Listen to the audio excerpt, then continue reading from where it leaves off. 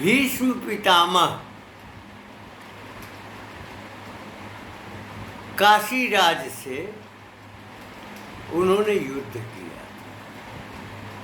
और युद्धोपरांत काशीराज की 3 कन्याओं को साथ में लेकर के गए।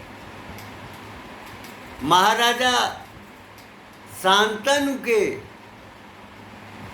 भीष्म पुत्र थे। उनके 2 पुत्रों का विवाह पितामह ने करा दिया,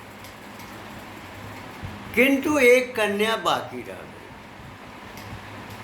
कन्या का यह उद्देश्य था कि भीष्म स्वयं उनसे विवाह करें, किंतु वह विवाह करने के लिए तैयार नहीं थे, क्योंकि अपने पिता को दिए गए वचन से बंधे हुए थे। वो कन्या भगवान परशुराम के पास पहुंची। भगवान परशुराम ने भीष्म को धनुर्विद्या की शिक्षा प्रदान की थी। इस नाते भगवान परशुराम ने भीष्म पितामह भीष्म को बुलाया और उनको आदेश किया कि इस कन्या से तुमको विवाह करना होगा। भीष्म ने जब इनकार किया तो उन्होंने कहा कि हमसे तुमसे युद्ध करना होगा। अगर तुम विजयी होगे तो विवाह नहीं करोगे, किंतु अगर पराजित होगे तो तुम्हें विवाह करना होगा। इस विचार को भीष्म ने स्वीकार किया। भगवान परशुराम से और भीष्म से युद्ध हुआ। उसमें परशुराम जी भगवान परशुराम पराजित हुए। उसके बाद उन्होंने यह संकल्प किया कि मैं आज से किसी क्षत्रिय को शिक्षा नहीं प्रदान करूँगा।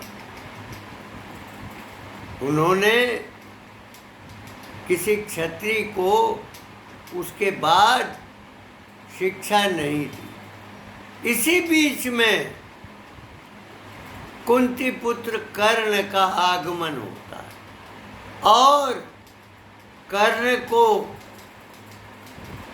भगवान परशुराम के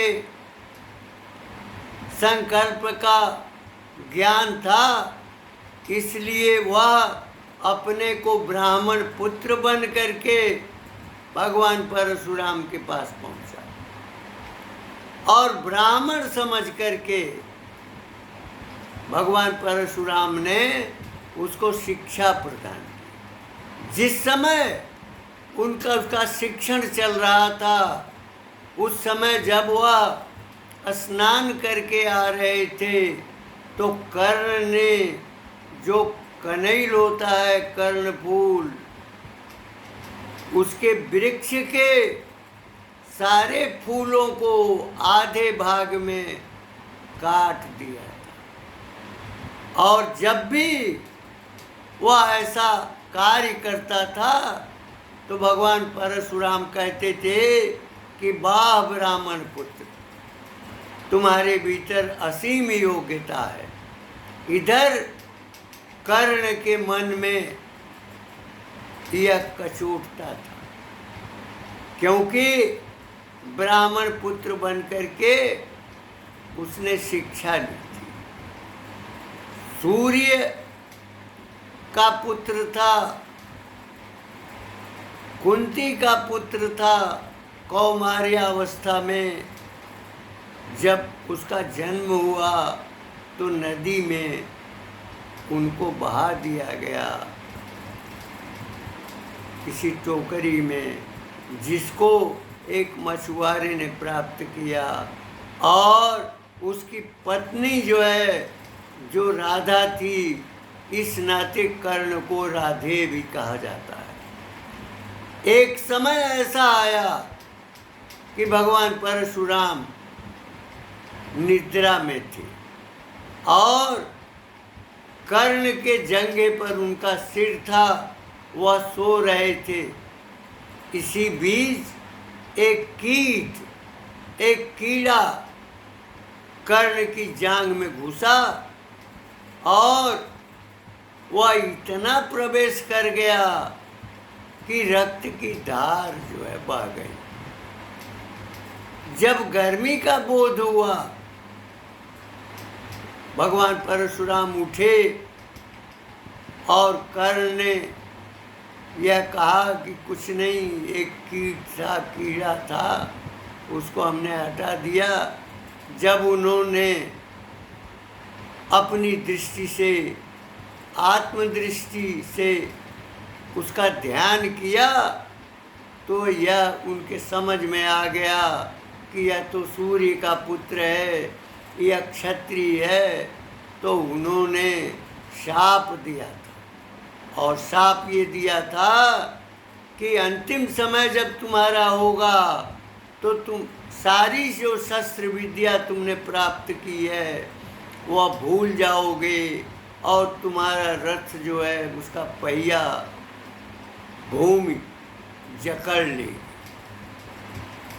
ये किसी ऐसे प्रसंग के लिए मैंने व्यक्त किया है जो आगे चल कर के कर्ण के जीवन में घटित होगा और भगवान परशुराम के द्वारा शापग्रस्त होने के कारण वह समस्याओं में पड़ेगा और संघर्षों में पड़ेगा।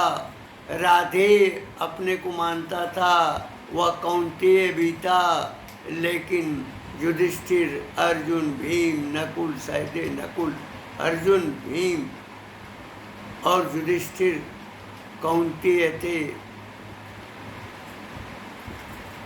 इसी प्रकार कौंतेय कर्ण भी था।